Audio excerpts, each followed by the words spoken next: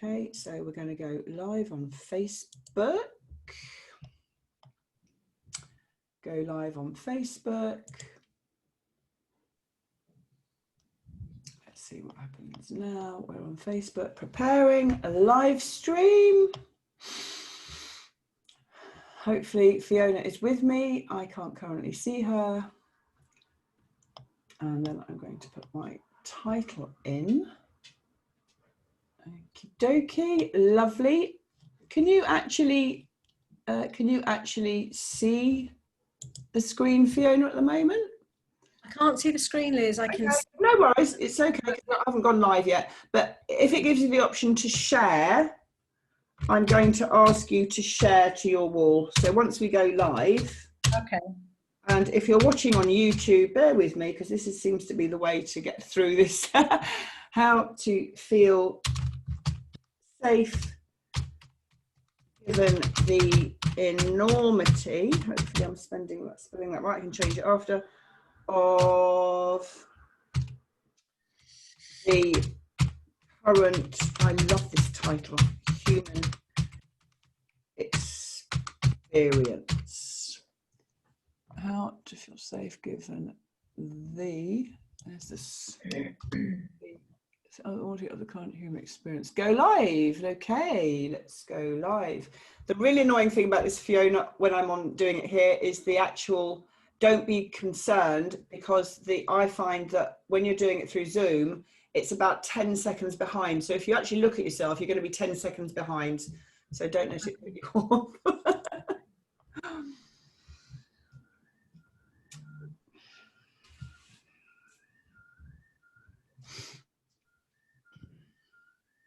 So it's just setting up.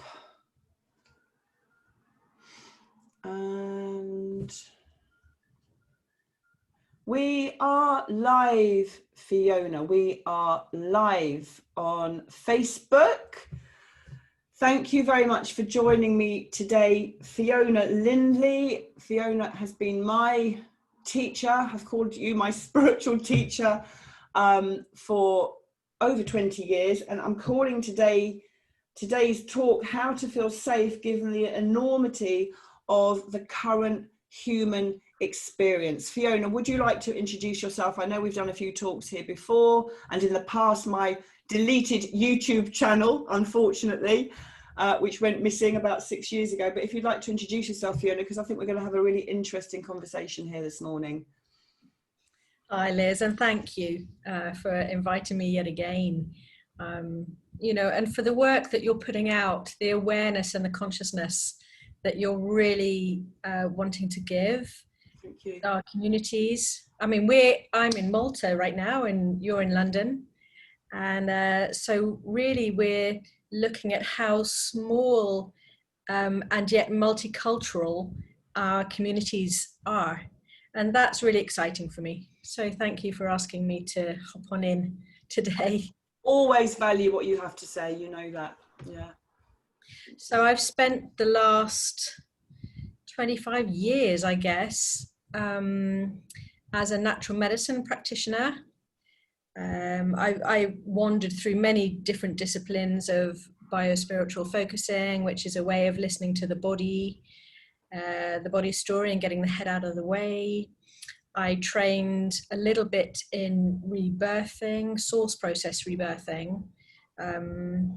So that wasn't so much about having a catharsis, it was about being embodied with it. Then I wandered into body psychotherapy, child psychotherapy trainings. I've had some incredible teachers, and eventually I ended up being a registered craniosacral therapist. And I've been doing that now for 25 years. And, you know, at some point I've been on this committee and that committee of, you know, the supervisors, and really trying to get this centered embodiment of myself, as well as anybody that I come into contact with, that we may feel safe, whole, and complete, and valid, and that we have a place here, even when the world kind of might at times not agree, or might appear not to agree. And I just want to say, Fiona, I have goosebumps as you share that. And you have been my own savior. You know, every therapist, every mentor needs a mentor, needs somebody to go to, and you've been my go-to person, and you hold space beautifully. And you know, I trust you so much, and I'm really looking forward to what you have to share today, because you know, we've all got so much to say, but I'm really interested and curious to hear what you have to say about what's going on and how we can support people in this current situation, which for so many is so frightening, so alarming, so life-changing, and the potential for people to lose their minds literally without realizing the huge opportunity in this as well, as more and more of this world wake up to what it really means to be a human being. And that's what I'm all about, and that's what you're all about, you know. Very much so. Yeah. Thank you. Awesome. Let's get to it. Let's get to it. Yeah. And please, guys, if you know anyone who's really interested in this, please share this video now so that we can reach as many people as possible, because this is the stuff that will heal you and that will support you in going through these very, very challenging times. Yeah. And I've got a puppy here who's wanting my attention. So if I look down, that's why. Yeah. He's very welcome. You know, animals are a great resource, actually, because they do hold a higher vibration of embodied relationship.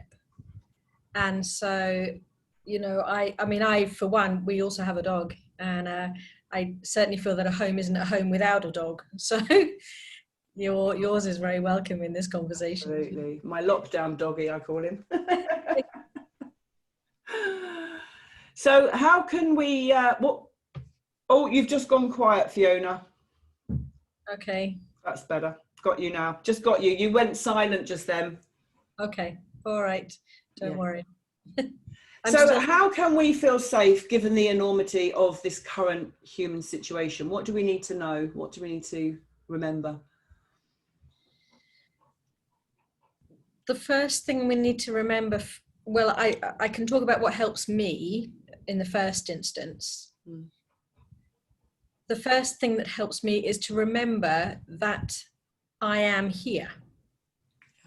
And I chose to be on our planet at this time, no matter how strong the experience might be, and it's been very strong.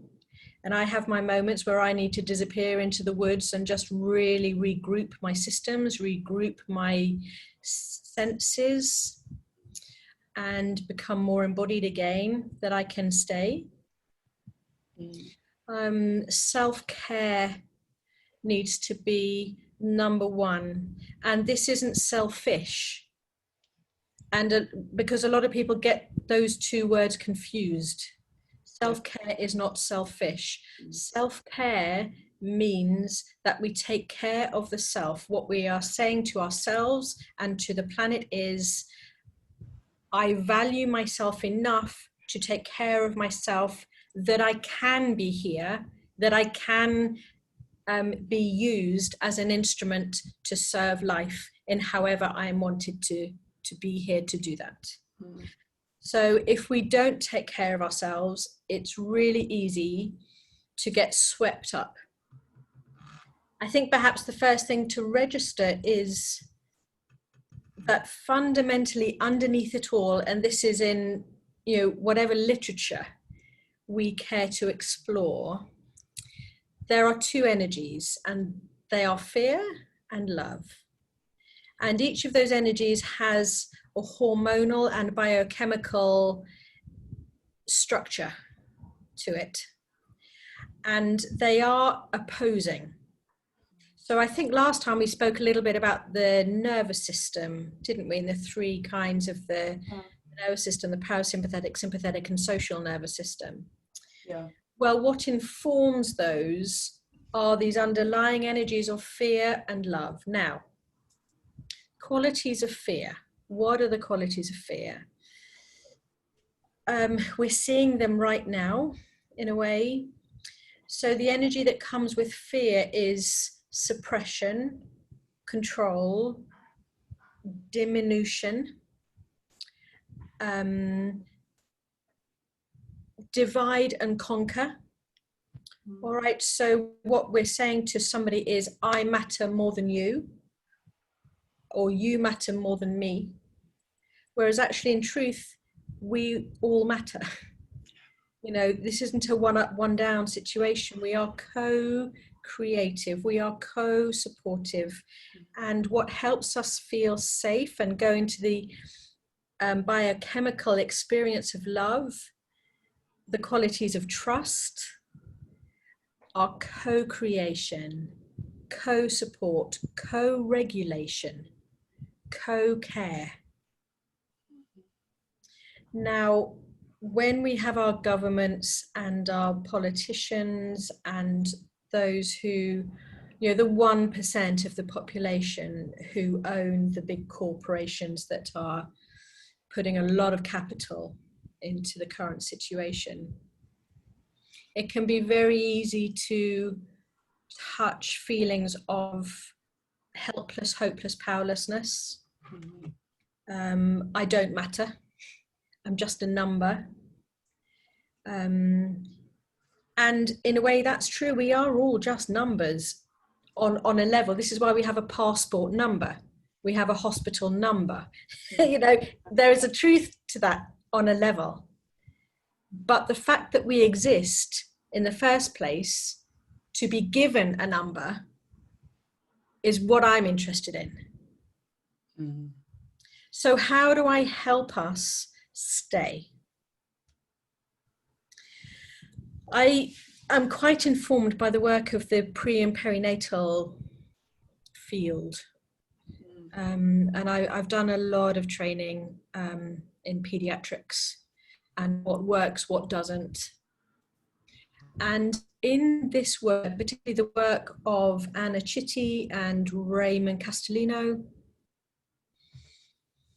there is a structure which is known as the circle of security. Now, shall I explain a little bit about that? Yeah, please. Yeah. Okay. I'm going to just get my phone and see any comments if there's any questions, but please explain that. That would be great. Yeah. So the circle of security really starts very early on. From the baby's perspective, when it's been conceived and implanted and it's growing its body, it needs to be welcomed. So welcome is the first quality we all need to give each other. You are welcome in my life, however you are, wherever you are. I'm really glad that you're here. And as baby starts to settle, even after birth, if we can give that quality of kindness and presence, baby starts to settle. And as the baby starts to settle and it feels a quality of safety. And as it feels safe, it gets to kind of grow curious, if you like, around, you know, what's that smell? Ah, that light. And it sort of starts bobbing its head and getting curious in its environment. Now, if the caretaker, which is generally mum in this case, but it can be the dad or the other mum, the relational partner in this case, can follow the baby's attention field and reflect back what the baby is doing, what it's looking for. Ah, you're looking around. The baby begins to feel not only safe in its welcome, but safe to be curious. Safe, in other words, to leave the caretaker's attention for a moment and check out what else is in the world. And if the caretaker can go with that leaving and follow the child around, and oh, you're seeing the curtain, oh, you're noticing the air from the fan, the baby kind of gets to feel seen. So we've got welcome, tracking, being seen, being allowed, and we come back to welcome, because what the baby then will do is it will fall back into the caretaker's body to digest its experience and kind of rest a little. And actually through childhood, this is when the parenting is good. This is what happens. So the child needs to feel welcome at all times. Now, where it can go wrong is what can create a bit of a challenge. And this is what we're seeing in our world now manifest. So, for example, staying with the young child for a minute, it's beginning to walk and run, and then it wants to go out and explore climbing the table or climbing the tree. Or now if the caretaker can go with them and say, oh, you want to climb the tree, and just be there, but don't kind of go, oh, be careful, right? It's like, oh, you want to climb the tree, just be there and let the child figure out whether it can or can't, whether it wants to or not, because we all have this inherent knowing. And then just to be there to give the child a bit of backup if it needs. If it falls, just reassure it, kiss it better, which does work. It is a placebo, but there is evidence that proves that up to the age of 5, the parent can kiss the child better. And the child maybe climbs the table successfully, comes down, gets all excited, gets some potency in its body, comes back and says, Mom, I climbed the table. And Mom's going, oh, okay, great, awesome. And then the child gets to come in, Mom might hold a bigger space, it's time for a snack now. So let's kind of come and see what's on the table for you. And it becomes a healthy, co-creative, co-supportive, co-regulatory relationship. What can go wrong if the child is not followed or supported in its going out, and or the going out it happens under fear? Oh, don't do that, you'll hurt yourself. Oh, don't do that. Oh, don't do that. No. That creates a kind of a suppressive field. I mean, obviously, if your child's kind of trying to climb out of a window, no is relevant and appropriate, right? But generally, no is used too often. Redirection is a more useful tool to have. Then also, when the child comes back in to rest and digest its experience, the mother can or the father can be, if they're too clingy in that phase, the child can sense a kind of an emotional warble from way off, right? And the child won't want to come in. It won't want to go to the caretaker because it doesn't feel the caretaker is a safe receptacle.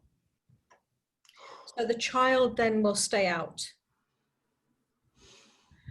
So what we're seeing in our world now, if I now relate this to the world. This is big, guys. Thanks, Clay, for recognizing that. This is huge. Yeah. I'll just take a pause a minute just to let this digest. Guys, I know those of you listening are with this and feeling this energy, and what we are sharing today is really, really big and potent and powerful and healing. Yeah, just the words, just the vibration of these words. Yeah. Yeah, thank you. And the breath that you took there just settles you again. So it's important that I make space for that.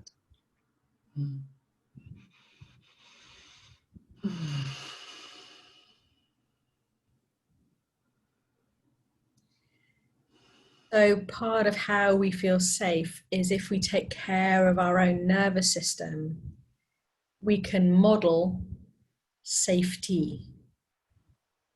And then people feel safe to be with us. So learning how to take care of ourselves, self-care, is really primary because we need to keep ourselves as much as we can in our social nervous system. Because there, the emotional center of the brain, the charge is just dialed down enough that the frontal cortex, which is the place from which we reason, from which we can think things through, can be up and prominent. And for example, in this COVID situation, when we're being bombarded with a story without evidence. So for example, I know I don't watch the television anymore, so, but I hear and I watch, videos from people, and people show me things, that there are ticker tapes, along the TV screens that say, such and such, this amount of cases today, this amount of positive, this amount of, well, I do feel it would be beneficial if we spoke about the amount of deaths today, and actually get real, because cases is neither here nor there. It really isn't. And the truth is also, I think I saw a figure the other day that we have a 99.7% chance of recovering from coronavirus. 99.7%. Yeah. But yet what has happened, fear-based activity that we're being asked to absorb and reject, hopefully. I really hope that people can, and I support people rejecting it. Is that people, the economy's gone down the tubes, people are losing their businesses, their livelihoods, and they're committing suicide. Yeah. The amount of suicide deaths has increased exponentially, but there's no ticker tape saying that.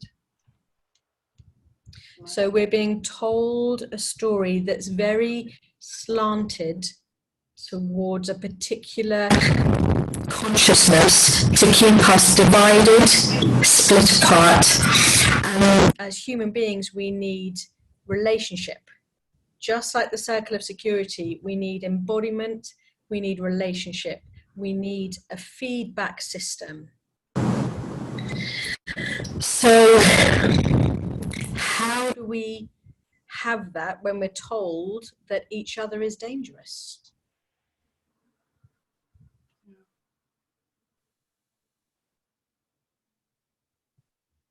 Your sound has just gone, Fiona, and yes, and you've frozen, so I'm just waiting. Okay. Oh, there you go. Cool. I don't know how much you heard there. Just half a minute. We lost half a minute. Okay. You said about how we have this natural feedback system. Yeah. So Fiona's in Malta, for those of you who don't know.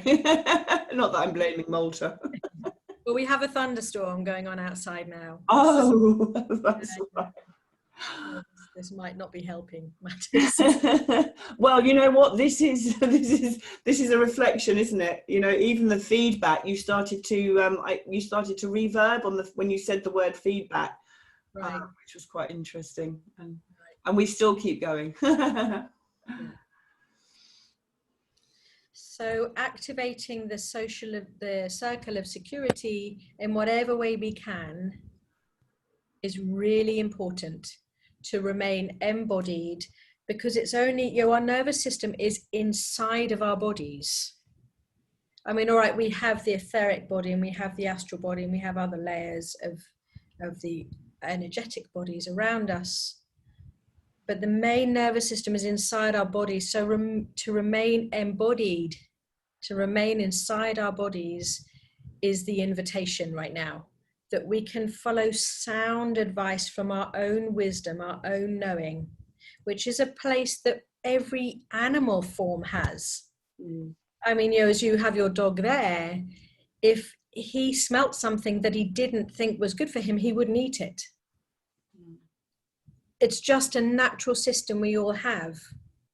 So to kind of calm down the access to the external messages and increase accessibility to our internal knowing, our internal wisdom, is really important. how do you, Fiona, suggest people access their internal wisdom? By simply, she's gone quiet again. I'm here. Oh. I was just listening to your question. How do you suggest? How do you suggest people access this inner wisdom? How do you suggest people do that? Because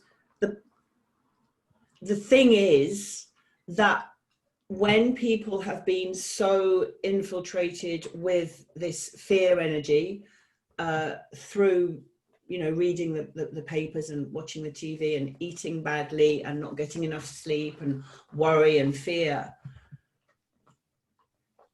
it's interesting, isn't it? You know, I'm curious to know at what stage now in this given current climate that comes where people suddenly think to themselves, I can't deny what I'm really thinking anymore. You know, regardless of the fact that my friends and my family might think I'm bonkers, you know, the name calling, the segregation of those who have been called tin hat conspiracy theorists, you know, is how would you recommend anyone listening to this? And I imagine that already by listening to this, they're already there. They've already gone beyond that first stage of going within. So I've had this happen personally to me. I've been called many things, many names. I've been called selfish. I've been called irresponsible. I've been called a conspiracy theorist, an anti-vaxxer, all these things that are, some of them are derogatory and some of them are healthy, actually. So how do I handle that? Well, I hear that that's what they're saying. And then I tune into myself and I kind of go, is that true? I ask myself the question, is it true? Am I a conspiracy theorist? Am I just peddling some kind of nonsense that I am making up out of nowhere? And I know in my integrity I'm not. And how do I know that? Because I'm doing my own research. And I'm involved in a group that is full of doctors and scientists and teachers. And so I go, you know, I hang out with people who really know what they're talking about. Sure, sure. So what the first step I would suggest is that people stop watching television. Yeah. If you want to watch screens, watch something that's uplifting. So watch a feel-good film. Watch a documentary that triggers. Remember, feelings of fear and feelings of love are they have a biochemical felt sense, and we can change our biochemical environment just with a thought. Yeah. Never mind an action. So for me, I steer clear of television. I don't watch the news. I'm not ashamed about that. As you can hear, I'm kind of, you know, I find out what's going on in the world. But I do not let myself be part of the fear consciousness, because sure. I know what it does to me. It makes me feel small. It makes me kind of want to curl up. It makes me feel, and that's, you know, I'm a healthcare practitioner, right? So that's not only is it not serving me, it's not serving my clients. So out of responsibility, almost, to be ably responsive to my clients, whether I care about myself or not, I have to place myself in an environment that I can take responsibility for my own biochemistry. So there are a couple of exercises that I do that are really helpful for myself, and I've given them to my clients worldwide. And I'm really happy to share maybe one of them or two of them now, if that would be useful. Yeah, give us a heart, guys, if you'd like a couple of these exercises. Thank you very much, and please do share this video. Music and dance, says Clay, absolutely. Glad I ditched mainstream media, says Stephen. Thank you very much. The energy of this conversation is very caressing for the current energy. Thank you. You're so welcome, Clay. So welcome. Please, yeah, we would love to have some exercises, Fiona. Thank you. Yeah, that'd be great. So the first one is about triggering. All right, so there's such a thing as an endorphin. Now, an endorphin is endo means inner. All right, so an endorphin actually is inside morphine. All right, and this was discovered by Candice. Say that again. An endo is inside. Inside. Yeah. Endo inside. Dorphine, morphine. And it was discovered by this molecule, was discovered by a scientist, Candice Pert, back in 1972, when she was doing a lot of research around, I don't know that it was LSD, but it was, I can't remember off the top of my head now which drug she was looking into. Mm-hmm. But what she discovered was that the body, so she was looking into why the drug had such this social drug had such an impact on the being. And what she discovered was that the body has the natural receptors for it. So that kind of got her thinking in terms of, well, if the body has the receptor already, then doesn't that mean that that there's a reason for us having the receptor cell in the first place? So does that mean we make our own drugs? Does that mean we make our own feel good things? So, right. And, and the answer is yes. And as the research, unfolded, and this is where the term endorphin comes from. It's inner pain relief. Wow. That we make. That's really interesting. Isn't it? Yeah. So the first exercise, and furthermore, what they then discovered was that endorphins aren't just in the head brain. They are in every single cell in the body. Oh, I love this. Every single cell in the body. So isn't that great news? Wonderful. So how to trigger endorphins? So in a really simple exercise, can I do it with you now? Yes, please. Guys, join in.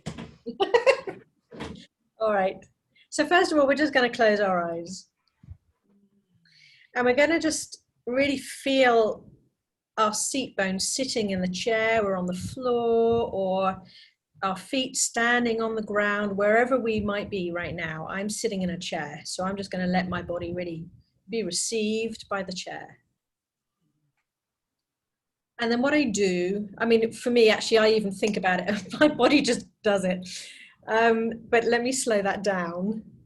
So I have a feeling in my eyes and behind my eyes of kindness. So for example, the best way to trigger a feeling of kindness in the eyes is to think about something that you feel total love for. So it could be a person, it could be a place, it could be an animal, it could be a color, it could be an item of jewelry or clothing. It doesn't matter what it is, but it matters that it is a thing that you feel no negativity at all in any way towards. And as I connect to kindness in the eyes, a feeling of having kind eyes, I notice that they soften and the muscles behind my eyes soften and expand. And as you can see, that just brings a breath in my body, just that. Now I've got a really yum feeling going, just flooding my system. But I've spent years practicing this, right? So I'm going to slow it down. Once I've got that feeling of kind eyes, I then drop down into my chest and I allow myself to open my heart space and let the heart space kind of look up at the kind eyes and let the kind eyes look down at the heart. And inevitably, you can see what's happened on my lips. My lips have started expanding and into a smile. And inevitably, because this is biochemistry, as above, so below, a smile on the lips brings a little smile in the belly. So now we have kind eyes, open heart, soft belly with a smile, and the smile on the lips. And just notice how you feel.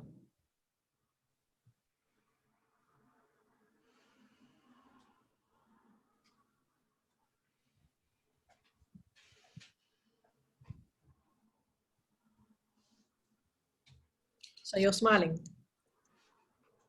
See, the body just can't help it. It's a natural response. Now, this response is obviously in the love energy, right? So how do you feel? I feel lighter. I feel more expanded. If anyone doesn't know what it feels like to feel expanded, just think the opposite and notice how your energy comes in, which is how most people are at the moment. So expanded, I like to use the word softening and melting. The tissues kind of, they relax a bit. You know, there is this softer felt sense in the body. Thank you. And would you like to, Fiona, that was beautiful, really beautiful. I love the words. I love the energy around the words. Would you like to explain to anyone listening who is wondering how that relates to the current situation? Very happy to do so. So if we learn how to, and I give sessions online internationally as well as locally. So I'm really happy for people to contact me.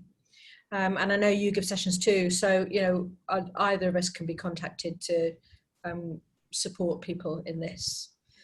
But how it relates is that when we're in the energy of love, of softness, of natural pain relief, we're in an energy of expansion. And when we're in an energy of expansion, we find it more, and the longer we remain in the energy of expansion, the harder we find it when we come into contact. We learn to recognize, in other words, our inside experience, and that can be different from the outside experience. So in other words, it can help strengthen our personal boundaries. And as we practice this more and more and more, we actually get to recognize, you know, wow, that really jars me. You know, that, why do I feel jarred by that? And we get to have that little space between the fight or flight response, which goes really fast, right? And a lot of people will hit out, kick out, speak out from the fight or flight. And we get to have a millisecond or two between the arousal, as it's known, and the response. So the more we practice our own self-care, our own biochemical capacity to self-regulate, and we all can do this, we all have the capacity. There are caveats around self-care, trauma histories, and all of that. And I work with people in trauma, have done for 25 years. So, you know, if this doesn't feel safe on any level, even to go inside, please know I understand what you're going through, and please get in touch. Don't sit and suffer, please. I'm here for you. Essentially, feeding the senses. So if it feels too much to go inside, touching something, stroking a dog, buying oneself some flowers, wearing a colour that really makes us feel good. It can be as simple as that. having a conversation with a dear friend. To say, sorry, sweetheart, I was going to say, for some people right now, it may be as simple as actually getting dressed out of your dressing gown. Yeah, for sure. That's how we've gone, for what I'm hearing. Yeah. And what it could be, if I reverse that, it could be buying yourself a really beautiful Egyptian cotton set of bedding, that when you sleep in bed, you are cosseted and cocooned in healthy material that makes your body go, oh. And that in itself will trigger the endorphins. You know, like, I need to hide from the world. Oh, I can do it in bliss. Because we all need to, I kind of look at our being, if you like, as the ocean. And we all need to have times when we can go out and we have a capacity to be outward in our energy and our attention and our work. And then there are times where we need to come in and rest. Much like the circle of security, we can go out and then we need to come in, rest, digest, go out again, come in, rest, digest. Thank you. So I hope that's just a little introduction and maybe helpful to someone. And you know, my website is www.healingfromwithin.eu. But if you Google me, Fiona Lyndley, Lyndley, I'm up there, so you'll find me. We'll put it in the comments, Fiona. And I really enjoyed, as always, this conversation. We plan to have many more, because this work is so needed on the planet right now. And you know, if you've taken one thing from what Fiona has shared today around self-care, about endorphins, and how we are all responsible for our own self-care. We cannot give that responsibility to another. And this is why the inner work is so important. We can be responsible, because even to some people, we are responsible. Yes, I agree with you 100%. But even for some people, just knowing that we can be responsible, even that might just be the layer that they can engage with. You know, sometimes we need to go so gently and so slowly but present, and find the starting place that we can start from. Let's start. Wonderful. Thank you so much, sweetheart. Please share this with anybody who you feel might benefit from hearing these words. And really appreciate your time, Fiona. I really appreciate you, Liz. You know, you're such a talented being, and I love your alignment and your desire to support your community and your international community as well, in all the ways you do with heart circling. And you know, this woman, by the way, is a superb, you will not find a better Pilates teacher than Liz. She knows her alignment like you wouldn't believe. Thank you. And works from love. I mean, she doesn't take nonsense either, right? But she's very clear because she wants the best for you. So there are many people out there for you if you're listening and just need a hand. Oh, bless you. Thank you so much. Thank you. All right, you're welcome. Have a lovely Sunday. Take care. Thank you. Just for anyone else, it takes me ages to sign off these lives from Zoom, so bear with me. But thank you, sweetheart, and I'll see you soon. Thanks, Liz. See you soon. Bye-bye. Bye, sweetie. Here we go. Now I have to try and end the call. Because she wants the best for you. So there are many people out there for you if you're listening. Have a lovely Sunday.